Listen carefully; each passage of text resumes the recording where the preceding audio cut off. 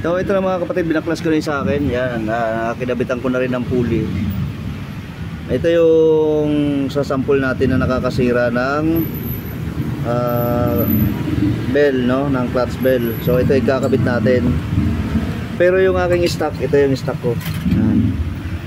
So magandang klase kasi ang bakal nito, kaya matibay. At magpapalit din ako ng center spring. Ito na, mas mahaba, 1.5 RPM. Ito yung dati natin, no? Ito yung aking stock. Tapos ito yung nakakabit dito. So pinalitan ko muna ng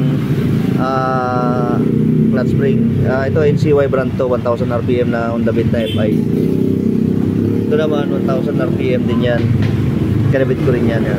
So mas malambot siya. So antabayanan nyo na lang yung kalalabasan nito. Sira na rin pala yung aking bola. Buti na baklas ko. Ayan, may mga kwadrado na, halos lahat.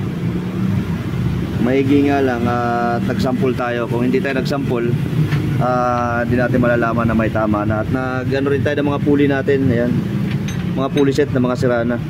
At yung ikakabit kong number dito ay 818. Ayan, 19.730. Yan ang ating belt.